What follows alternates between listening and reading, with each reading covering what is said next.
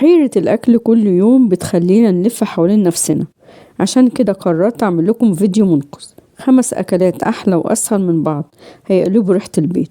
منيو كامل لأكلات العيد السريعة اللي الولاد بيعشقوها ودايما بيطلبوها جاهزة. النهاردة هنجيب اللحمة المفرومة ونطلع منها 4 وصفات أطعم من بعض: سجق شرقي بيتي، برجر المطاعم، حواوشي مقرمش، وكرات لحمة سريعة جدا. وعشان المنيو يكمل قررت أختم لكم بوصفة مش باللحمة المفرومة بس لا غنى عنها في خروجات العيد: شاورما اللحمة بتتبيلة خطيرة. المنيو متكامل وهيوفر عليكي تفكير ومجهود. كملوا الفيديو للآخر واوعي يفوتك، ويلا بينا نبدأ على طول. هنبدأ بأول وصفة معانا وهي السجق الشرقي البيتي. من غير هنك ولا تعقيد، هنعمل سجق عربيات الشارع بنظافة وتتبيلة البيت اللي ريحتها بتجوع. يلا بينا نعمل أحلى طاسة سجق. السلام عليكم ورحمة الله وبركاته. المكونات اللي معايا 300 جرام لحم مفروم، أي لحمة متاحة عندك، مفرومة فرم ناعم والشين، وعليهم 100 جرام دهنة أو ليا فرمتهم مع بعض. 4 معالق كبار هريسة فلفل، ودي هريسة الفلفل اللي عملناها مع بعض على القناة، واسيب لكم الرابط في صندوق الوصف. اما لو مش متاح عندك هريسة فلفل، هتستخدمي 4 قرون فلفل احمر بلدي حار او بارد زي ما تحبي. بصلة متوسطة مبشورة، معلقة كبيرة توم مفروم، وده برضو عملناه مع بعض على القناة. والمكون اللي هنزود بيه اللحمة هو عيش الفينو، وانا استخدمت رغيفين فينو. لو حابة الكمية تبقى كبيرة ممكن تزوديهم ل4 كمان، ومش تقلقي مش هيغير من طعم السجق. بالنسبة للتوابل اللي معانا، ربع معلقة صغيرة لكل اللي هقوله: فلفل اسود، كمون، جنزبيل، قرفة، بابريكا، بهارات لحمة، ولو متاح عندك بهارات سجق حطيها. ولو تلاحظوا انا ما جبتش سيرة الملح عشان هريسة الفلفل بتاعتي ملحها مظبوط، لكن لو هتستخدمي الفلفل حطي معلقة صغيرة وظبطي الملح زي ما تحبي. بنجيب عيش الفينو، وانا بستخدم فينو طازة مش ناشف ولا مبلول، وبقطعه قطع صغيرة زي ما انتوا شايفين في الفيديو. بطحنه طحن ناعم في مطحنة الخلاط او الكبة المتاح عندك اعملي فيه. ده الفينو بعد ما طحنته كويس جدا وبقى ناعم خالص، بسيبه على جنب. بنجيب مطحنة الخلاط او الكبة وبنحط فيها هريسة الفلفل والبصل المبشور والثوم المفروم، نطحنهم طحن ناعم خالص. وده شكلهم بعد ما طحناهم، واحنا عايزين كل حاجة تكون ناعمة خالص. نجيب صينية او طبق ونحط فيها اللحم، نحط عليها كل البهارات، نحط عليهم هريسة الفلفل والبصل والثوم المفرومين. لو استخدمت الفلفل الاحمر ونزل مية مش محتاجة انك تصفيه، لان احنا هنحط فيه وهو هيشرب كل السوائل الموجودة. بنعجن كل ده مع بعض لحد ما كل المكونات ما تتجانس مع بعضها وتبقى عجينة طرية وناعمة ومش بتلزق في الايد. بعد ما عجناهم بنحط عليهم الفينو ونعجنهم مرة تانية مع بعض. لكن لو اللحمة بتاعتك مفرومة وش واحد، ممكن تحط كل المكونات اللي عندك وتفرميهم في الكبة مرة تانية. بنعجن اللحمة مع كل المكونات من 5 ل10 دقايق. بعد ما عجنتها كويس بجيب معلقة زيت في طبق على جنب، وبحط على ايديا شوية من الزيت وابدأ اشكل السجق، والتشكيل بيبقى زي ما تحبي بالشكل والحجم اللي تحبيه. وانا بشكله على شكل صوابع صغيرة زي ما انتوا شايفين في الفيديو.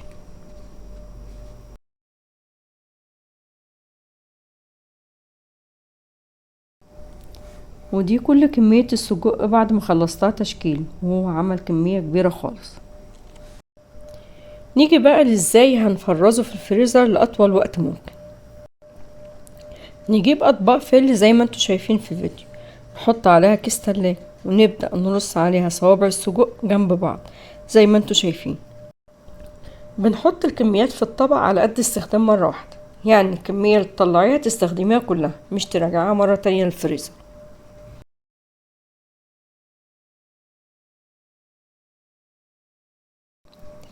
بعد ما حطيت صفين من السجق في طبق الفل، بحطه في كيس وبقفله كويس وبحطه في الفريزر، وقت ما بحتاجه بطلعه وهو مبياخدش مكان في الفريزر خالص.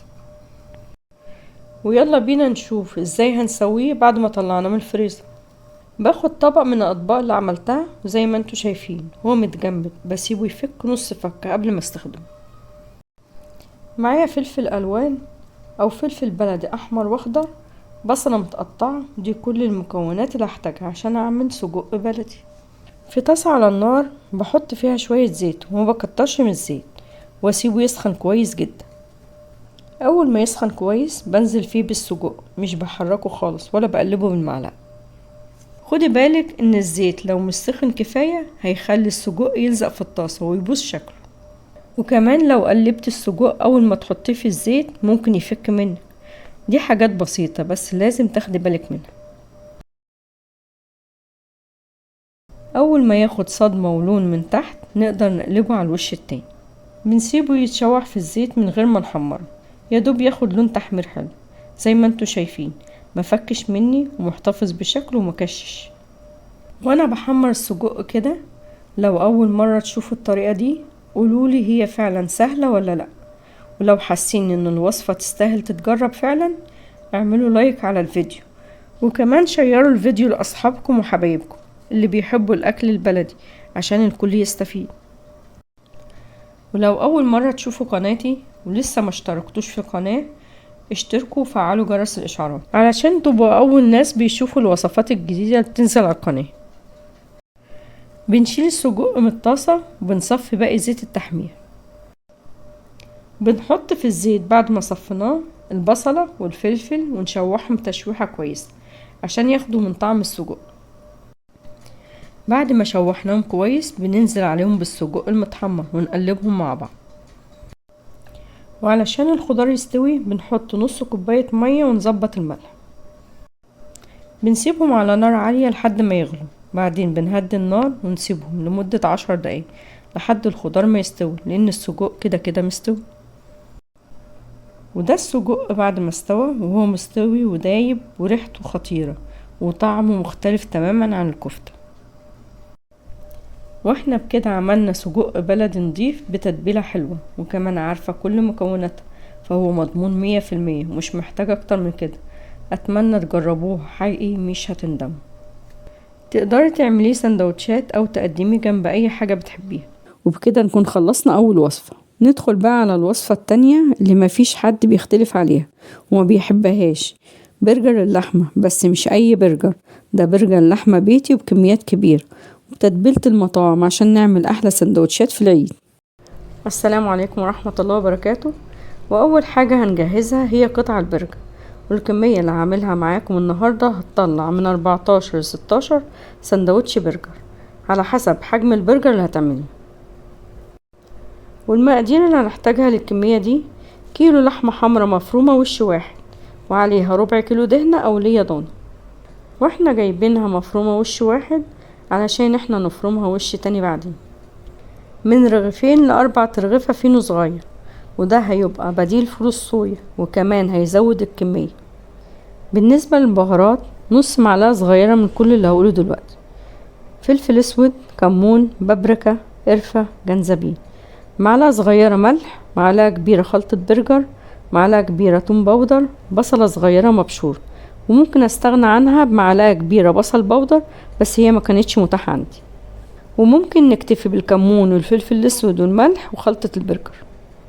اهم حاجة ما نحطش توابل كتير عشان ما تغطيش على طعم اللحم. نجيب الكبة ونطحن فيها الفينو طحن ناعم، والفينو اللي بستخدمه فينو طازة مش ناشف، وهو مش بيغير من طعم البرجر بس بيزود الكمية وبيخلي اللحمة متماسكة مع بعضها. بنحط الفينو على اللحمة وبنحط كل التوابل والبصل المبشورة وبنقلب كل ده مع بعض لحد ما كل المكونات تتجانس مع بعضها. ودي اللحمة بعد ما لمينا كل المكونات مع بعض زي ما انتوا شايفين في الفيديو. بنجيب الكبة ونحط فيها اللحمة ونفرمها فرم ناعم عشان تنعم معانا. وزي ما انتوا شايفين الفرق بين اللحمة بعد ما فرمناها مرة تانية في الكبة بتبقى طرية وناعمة وشكلها متغير خالص عن الأول. ودي اللحمة اللي لسه مش فرمتها وهي بتبقى خشنة وشكلها مختلف تماما عن اللي فرمناها في الكبة. وكده اللحمة بقت مفرومة وشين، وش جايبينه جاهز والوش التاني عملناه في الكبة. بعد ما فرمنا كل اللحمة بنعجنها في بعضها لمدة 10 دقايق لحد ما تبقى متماسكة وبيظهر فيها خيوط في اللحم. وناخد بالنا ان احنا مش بنزود العجن اكتر من 10 دقايق عشان مش تنشف معانا. بعد ما عجناها لمدة 10 دقايق بنريحها في التلاجة لمدة من ربع ساعة لنص ساعة عشان تتماسك وقت التشكيل وما تلزقش معانا. ودي اللحمة بعد ما طلعناها من التلاجة وهنبدأ نشكلها.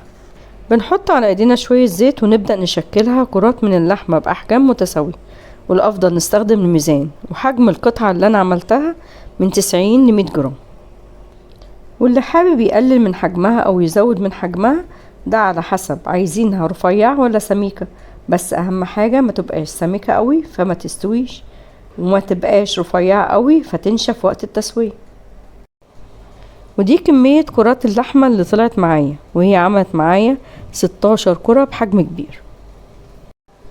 بالنسبة للحاجات اللي هستخدمها لتشكيل البرجر وحفظه، هنحتاج مكبس البرجر تقدروا تشتروه من اي محل ادوات منزلية، وكمان هنحتاج اكياس تلاجة عادية خالص نفتح الكيس ونقطعه نصين بالشكل ده. كمان هنحتاج اطباق فل او اطباق بلاستيك زي ما انتوا شايفين في الفيديو او اي طبق عادي. بنجيب المكبس ونحط فيه كيس ونحط عليه كرة من اللحم، نرجع نغطيه بالكيس ونضغط عليه جامد بالمكبس عشان تاخد الشكل المظبوط. واللي مش متاح عنده مكبس البرجر يقدر يستخدم غطا برطمان كبير ويحط فيه كيس زي ما عملنا في المكبس، ويفرد فيه كرة اللحمة بالضغط عليها بايدين لحد ما تاخد الشكل المظبوط.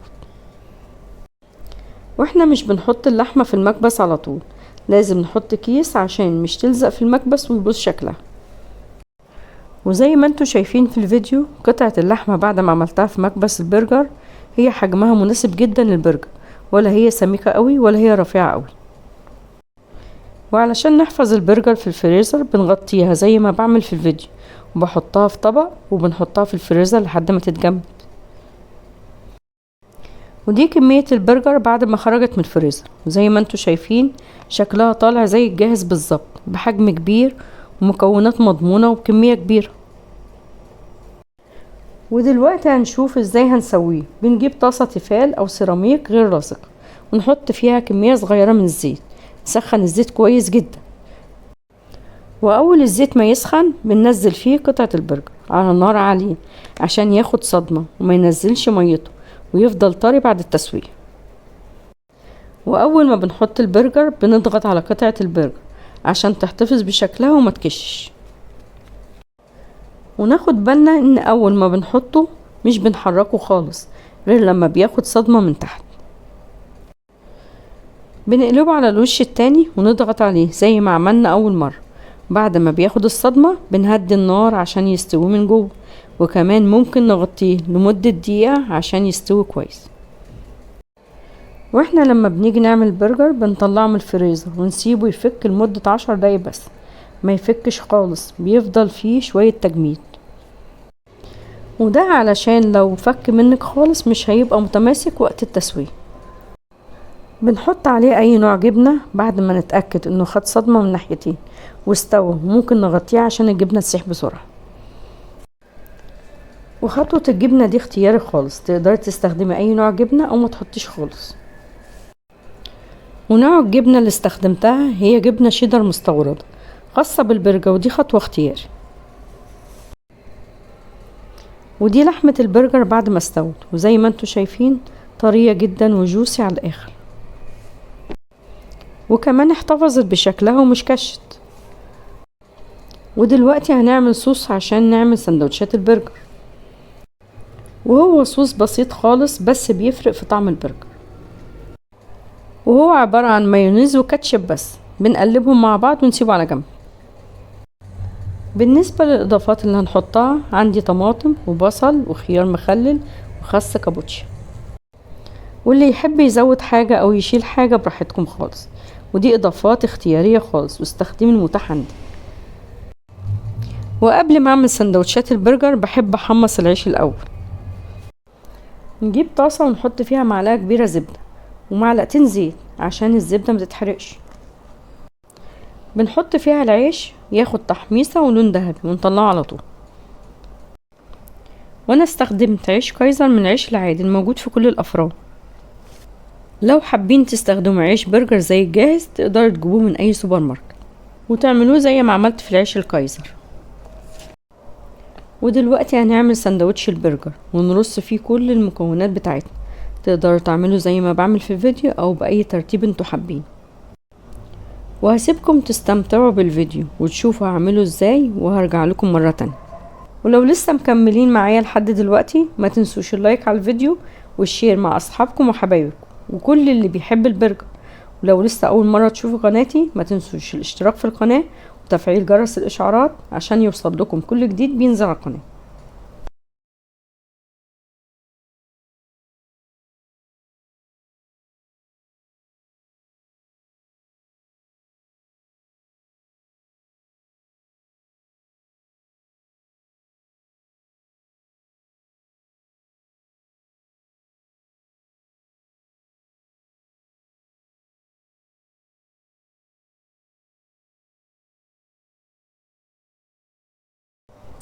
ودي سندوتشات البرجر بعد ما خلصت.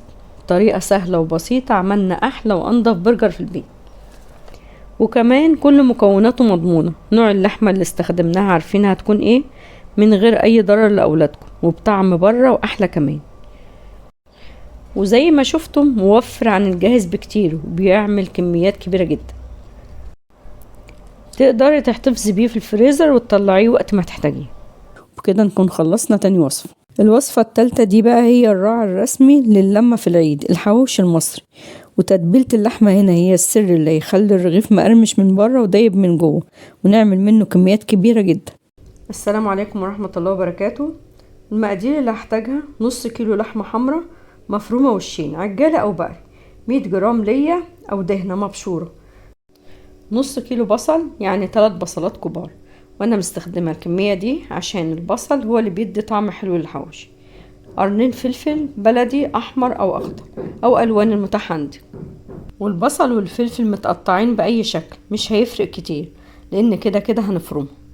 والتوابل اللي هستخدمها: ربع معلقة صغيرة من كل اللي هقوله، فلفل اسود، كمون، قرفة، جنزبيل، بابريكا، بهارات لحمة، معلقة كبيرة من بهارات الحواوشي لو متاحة عندك، معلقة صغيرة ملح، وتظبطي الملح بعد ما تعجني كل المقادير مع بعض. والمكون السري اللي هنزود بيه اللحمة هو العيش الفينو، وهو عبارة عن رغيفين فينو 100 جرام. وهي دي كل المكونات اللي هنحتاجها عشان نعمل الحواوشي، وتقدري تضعفي الكمية زي ما تحبي. نجيب الكبة او مفرمة اللحمة ونحط فيها الفينو ونطحنه طحن ناعم خالص.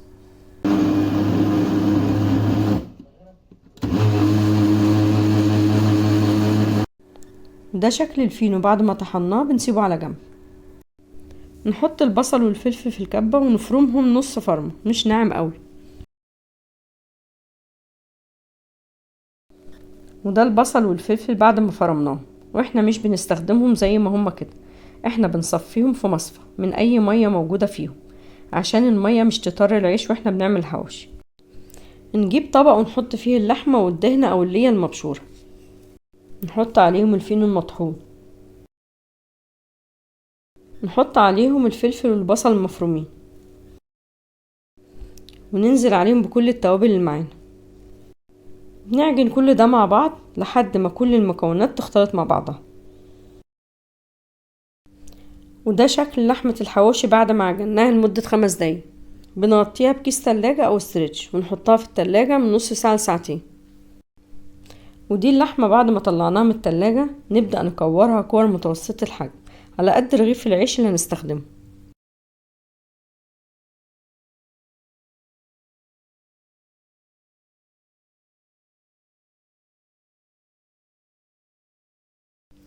ودي كمية كرات اللحمة اللي عملتها، وطلعت معايا 20 كرة لحمة، يعني هعمل 20 رغيف حواوشي، ودي كمية كبيرة بالنسبة لنص كيلو لحمة اللي عملته. وده العيش اللي انا هستخدمه، وانا مستخدمة عيش بلدي جاهز، وتقدري تستخدمي اي نوع بتحبيه. وفتحت العيش نص فتحة عشان اعرف افرد فيه اللحم. بناخد رغيف العيش ونحط فيه كرة من كرات اللحمة ونفردها في الرغيف كله لحد ما تبقى طبقة اللحمة رفيعة عشان تستوي بسرعة. نضغط على رغيف العيش زي ما بعمل في الفيديو عشان اللحمة تتوزع في الرغيف كله. نعمل كل العيش اللي معانا بنفس الطريقة لحد ما نخلص الكمية كلها. ولو لسه مكملين معايا لحد دلوقتي ما تنسوش اللايك على الفيديو وتشاركوا الفيديو مع اصحابكم وحبايبكم عشان يستفادوا هما كمان. ولو لسه اول مرة تشوفوا قناتي اهلا بكم في قناة المتواضع. ما تنسوش تشتركوا في القناة وتفعلوا جرس الاشعارات عشان يوصل لكم كل جديد بينزل على القناة. وشكرا لاي حد بيشجعني وبيكتب لي تعليق جميل. ودي كمية العيش بعد ما خلصتها هبدأ اسويه، وانا في طريقة النهاردة هسويه على البوتاجاز مش في الفرن. نجيب طاسة ونحط فيها شوية زيت صغيرين وحتة من الدهن او اللي لو متاحة عندك، لو مش متاحة مش في مشكلة. بنسخن الزيت كويس جدا قبل ما نحط فيه الحواوشي. اول ما الزيت يسخن بنهدي النار ونحط فيه عيش الحواوشي. اول ما ياخد لون من تحت بنقلبه على الوش التاني عشان يكمل سوا ويتحمر كويس. وانا قلت لكم ان لازم نسخن الزيت كويس عشان العيش مش يشرب زيت كتير. وكمان لازم نهدي النار خالص عشان اللحمة تستوي في العيش براحتها ومن غير ما العيش يتحرق منك. نعمل كمية كلها بنفس الطريقة، ولما الزيت يقل معاكي بنحط شوية زيت ونسخنه كويس ونحط فيه عيش الحواوشي وناخد بالنا ان احنا ما بنحطش زيت كتير. ودي كمية الحواوشي بعد ما خلصتها كلها، والحواوشي طالع مستوي خالص واخد لون جميل جدا من غير ما يتحرق معايا. وهسمعكم صوت القرمشة بتاعته في اخر الفيديو، بس الاول نعمل مع بعض سلطة الطحينة اللي هنقدمها معاه. وسلطة الطحينة هنعملها من الطحينة اللي عملناها سوا على القناة، واسيب لكم الرابط في صندوق الوصف. والمكونات اللي هنحتاجها في سلطة الطحينة: كمية من الطحينة اللي عملناها، فص ثوم مفروم، ربع معلقة فلفل ابيض او اسود، ربع معلقة صغيرة كمون، نص ليمونة، والملح بتظبطيه براحتك. نجيب طبق ونحط فيه كمية من الطحينة ونحط عليه كمية من المية السخنة عشان نفك بها الطحينة ونقلبها ببعض لحد ما تبقى ناعمة زي ما بعمل في الفيديو. ولو لقيتيها لسه تقيلة بتزودي كمية من المية لحد ما تبقى خفيفة وناعمة خالص زي ما انتوا شايفين في الفيديو. اول ما نوصل للقوام ده بنحط عليها التوابل والثوم المهروس ونظبط الملح ونقلبهم مع بعض. نعصر عليهم نص ليمونة ونقلبهم مرة تانية. واحنا كده بنكون عملنا اسهل واسرع سلطة الطحينة بالطحينة اللي عملناها مع بعض. واسمعوا معايا صوت قرمشة رغيف الحواوشي.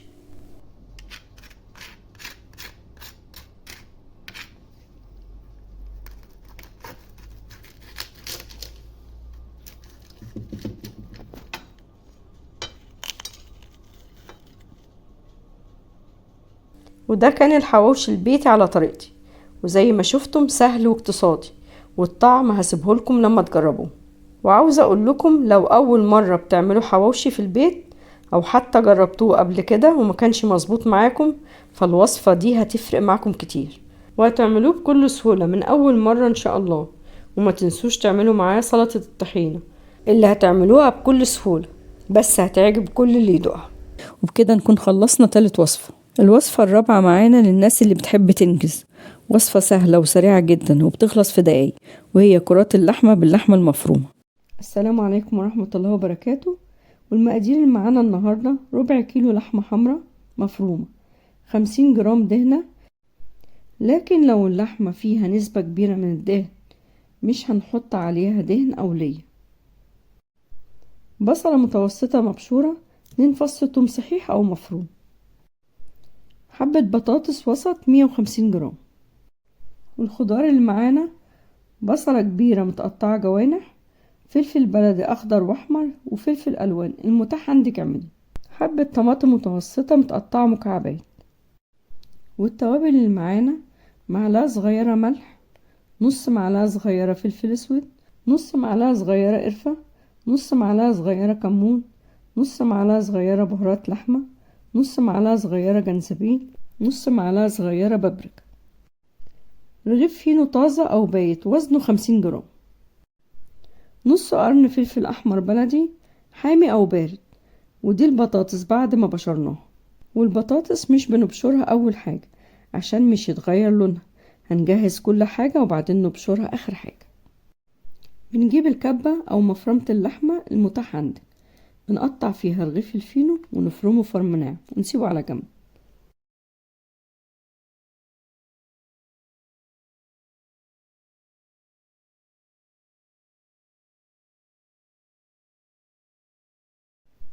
نجيب اللحمة والدهنة المبشورة ونحط عليهم البصلة المبشورة والثوم ونص قرن الفلفل الأحمر.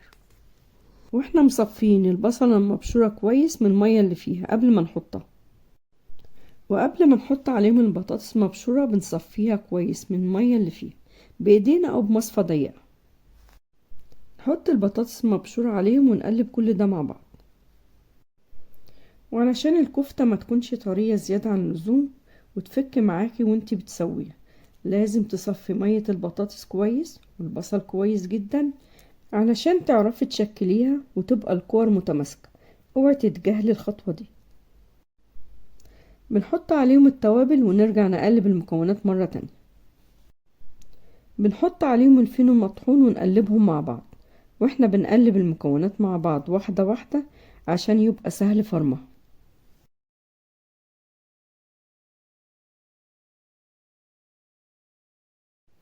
نجيب الكبة ونحط فيها اللحمة ونفرمها فرم ناعم.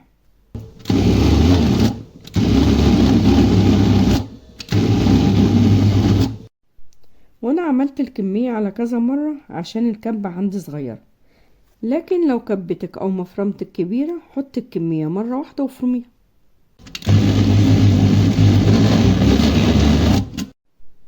واللحمة زي ما انتوا شايفين مفرومة ناعم من اول مرة. نحط عليهم اقل من ربع معلقة صغيرة بيكنج باودر وبنخلطها في اللحم. واحنا مش بنزود في كمية البيكنج باودر عشان مش تنفش معاكي زيادة عن اللزوم. بنعجن الكفتة لمدة 3 دقايق لحد ما كل المكونات ما تتجانس مع بعضها. نجيب معلقة زيت في طبق على جنب، نبدأ نشكل كرات الكفتة. بنحط ايدينا في الزيت الاول بعدين نشكل الكفتة. بنشكل كور صغيرة او زي ما تحبي، لكن الافضل تخليها كلها زي بعض عشان تاخد سوا واحد. وانتي بتشكليها لو لقيتيها بتلزق معاكي دخليها في التلاجة لمدة نص ساعة عشان تتشمع وتتماسك وتشكليها بسهولة.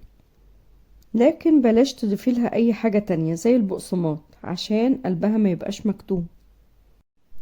وكده كده ان شاء الله مش هتحتاجي تضيفيلها اي حاجة عشان انا مدياكي المقادير مظبوطة. اهم حاجة تظبطي المقادير وتتبعي الخطوات. ودي الكمية بعد ما شكلناها ما شاء الله كمية كبيرة خالص. وانتي ممكن تشكلي كرات الكفتة بحجم اصغر من اللي انا عاملاه وهتديكي كمية اكبر. ولو لسه مكملين معايا لحد دلوقتي ما تنسوش اللايك على الفيديو وتشاركوا الفيديو مع اصحابكم وحبايبكم عشان يستفادوا هما كمان. ولو لسه اول مرة تشوفوا قناتي اهلا بيكم في قناتي المتواضعة. ما تنسوش تشتركوا في القناة وتفعلوا جرس الاشعارات عشان يوصل لكم كل الوصفات اللي بتنزل على القناة. وشكرا لاي حد بيشجعني وبيكتب لي تعليق جميل. نجيب طاسة ونحط فيها شوية زيت وقطعة من اللية او الدهن، ولو مش متاح عندك ممكن تحط معلقة سمنة بلدي. وبلاش تحط اللية او الدهنة مبشورة زي ما انا عملت عشان هتحتاج ان انت تصفيها بعد ما تتحمر. حطيها قطعة كبيرة افضل عشان تعرفي تشيلها براحتك. بعد الزيت ما بيسخن كويس بنحط فيه الكفتة وما بنحركهاش عشان بتبقى لسه طرية وهيتغير شكلها. وكمان مش بنرصها فوق بعض عشان تستوي من تحت ومن فوق كويس. بعد الكفتة ما تاخد وش من تحت نبدأ نقلبها عشان ما تحمرش زيادة عن اللزوم. بنطلع الكفتة بعد ما اتحمرت وفي نفس الطاسة اللي حمرنا فيها الكفتة بنحط فيها البصل يتشوح تشويح. واحنا مش بنسيب البصلة تتحمر، يدوب بتدبل شوية في الزيت.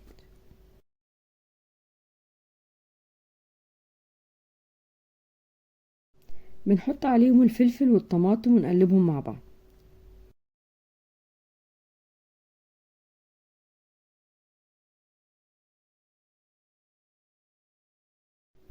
بنحط عليهم شوية كمون وشوية فلفل اسود ورشة ملح صغير وربع كوباية مية ونقلب كل ده مع بعض ونسيبها على نار عالية لحد ما تغلي.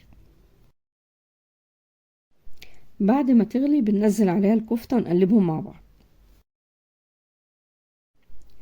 وانا حطيت عليهم معلقتين كبار صلصة طماطم عشان تدي لون حلو للكفتة ونقلبهم مع بعض مرة تانية.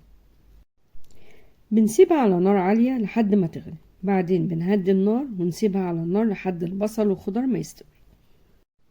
بصوا كرات اللحمة متماسكة ازاي وشاربة من الصوص. دي بقى تقدميها مع شوية مكرونة وسلطة، هتبقى وجبة غدا عائلية سريعة ومشبعة جدا. وبكده نكون خلصنا أكلات اللحمة المفرومة، بس المنيو بتاعنا لسه مخلصش. وكده نكون خلصنا رابع وصفة. نختم بقى المنيو بتاعنا بالوصفة الخامسة، وصفة من قلب العيد. والمرة ده هنركن اللحمة المفرومة ونستخدم لحمة قطع. هنعمل أحلى شاورما لحمة بيتي بتتبيلة هتخلي اللحمة تدوب دوب. أول حاجة عشان تعملي شاورما كويسة، اختيارك للحمة هو اللي هيسهل عليك الشاورما. فالأفضل تجيبي لحمة بفتيك أو وش الفخدة أو الستيك، وأنا معايا كيلو لحمة بفتيك، وده علشان تقطيعها بيبقى رقيق. وقطعية البفتيك بتستوي بسرعة فمبتاخدش وقت معاكي في التسوية. كمان بعد ما تقطعيها هتديكي شكل الشاورما بكل سهولة. التوابل اللي معايا ربع معلقة صغيرة من كل اللي هقوله: كمون، فلفل اسود، جنزبيل، بابريكا، قرفة، توابل لحمة، توابل شاورما لو متاح عندك، معلقة صغيرة ملح، نص ليمونة، علبة زبادي، معلقة كبيرة خل. واحنا بنحط علبة الزبادي عشان تطر أنسجة اللحمة فتستوي بسرعة.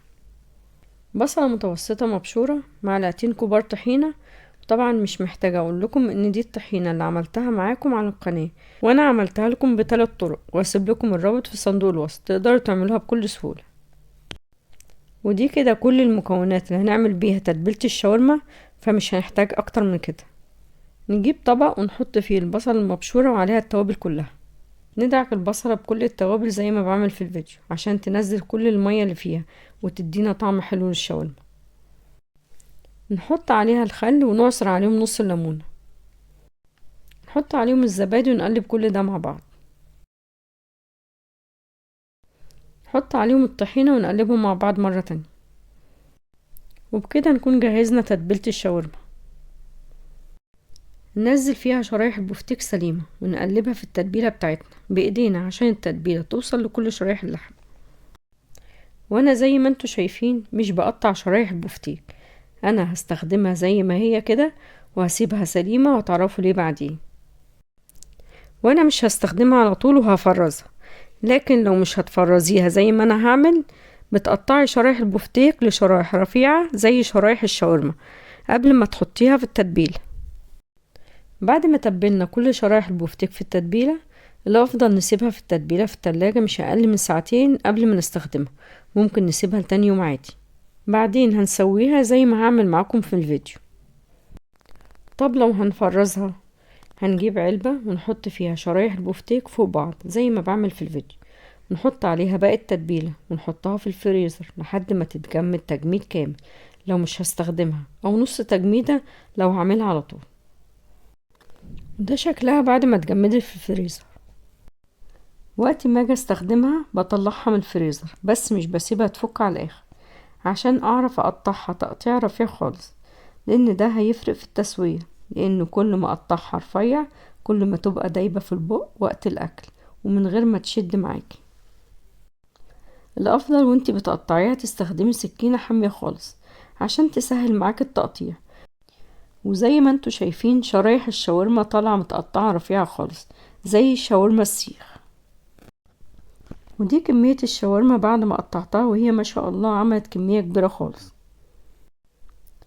واحنا بعد ما قطعناها ممكن نفرزها بالشكل ده ونطلعها نعملها على طول. هنبدأ دلوقتي نسوي الشاورما. هنحتاج بصلة كبيرة متقطعة جوانح، فلفل ألوان أو بلد أحمر وأخضر. هنجيب طاسة ونحط فيها شوية زيت ونسيبه لحد ما يسخن. ممكن نضيف لها حتة ليا أو حتة دهنة، بتدي طعم خطير للشاورما، بس أنا ما كانتش متاحة عندي، بس قلت أقول لكم عشان تجربوها لأنها بتفرق في الطعم. أول ما الزيت يسخن بنحط فيه الشاورما ومش بنقلبها خالص أول ما بنحطها، بسيبها تاخد صدمة وتتحمر من تحت.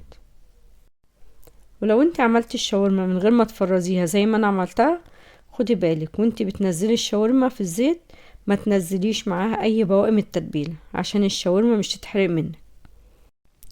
وعلى ما الشاورما تاخد صدمه، لو لسه مكملين معايا لحد دلوقتي ما تنسوش اللايك على الفيديو وتشاركوا الفيديو مع اصحابكم وحبايبكم عشان يستفادوا هما كمان. ولو اول مره تشوفوا قناتي ولسه ما اشتركتوش في القناه، اشتركوا وفعلوا جرس الاشعارات علشان تبقوا دايما أول ناس بيشوفوا الوصفات الجديدة بتنزل على القناة. ولو تلاحظوا ان الكمية عندي كانت كبيرة خالص، فنقلتها في صينية أكبر عشان أقدر أتحكم فيها. بقلبها واسيبها تتشوح كويس على نار عالية لمدة 10 دقايق. بعد 10 دقايق بنهدي النار عشان تستوي براحتها، وبضيف لها ربع كوباية مية مغلية. مش بحط مية كتير عشان احنا مش بنسلقها، احنا بنسويها في ميتها والصوص اللي بينزل منها. أول ما تستوي 3/4 سوا بننزل عليها بالبصل ونقلبهم في بعض كويس. بنحط عليها الفلفل ونقلبهم مرة تانية.